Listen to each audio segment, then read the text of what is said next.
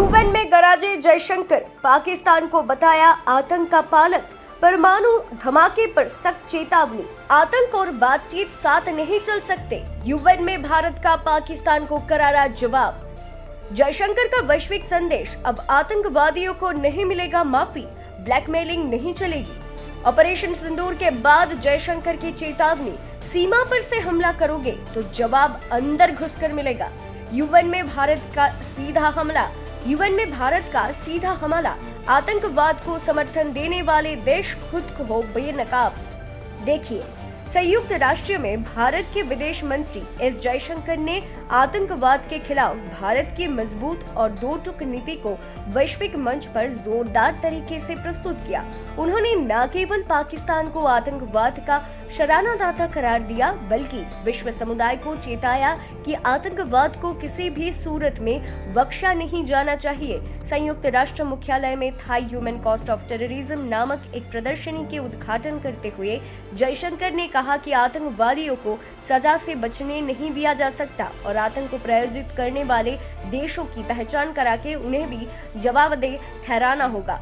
जयशंकर ने सीधे उन देशों की आलोचना की जो आतंकवादी संगठनों को अपनी विदेश नीति के उपकरण की तरह इस्तेमाल करते हैं। उन्होंने ये बात स्पष्ट कर दी कि भारत आतंकवाद के किसी भी रूप को स्वीकार नहीं करता और किसी भी सूरत में आतंक के विरुद्ध अपनी लड़ाई से पीछे नहीं हटेगा।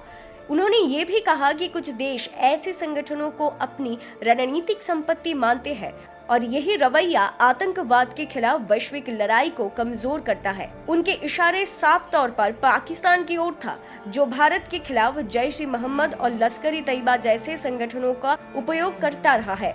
जयशंकर ने परमाणु ब्लैकमेलिंग को लेकर भी पाकिस्तान को आधे हाथों लिया। उन्होंने दो टूक शब्दों में कहा कि भारत किसी भी तरह के परमाणु डराने धमकाने की नीति से प्रभावित नहीं होगा। उन्होंने स्पष्ट किया कि आतंक और बातचीत एक साथ नहीं चल सकते और भारत अपनी पड़ोसी देश पाकिस्तान से केवल द्विपक्षीय रूप में ही बात करेगा, किसी तीसरे पक्ष के मध्यस्थता को स्वीकार नहीं करेगा।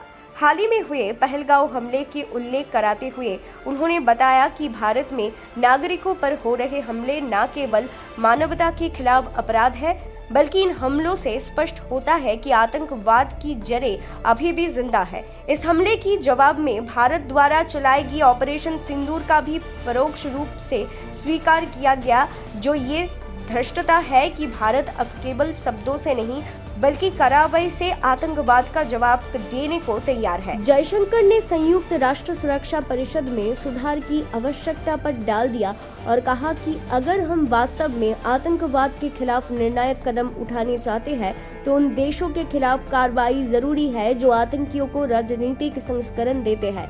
Bureau report, news orbit 360।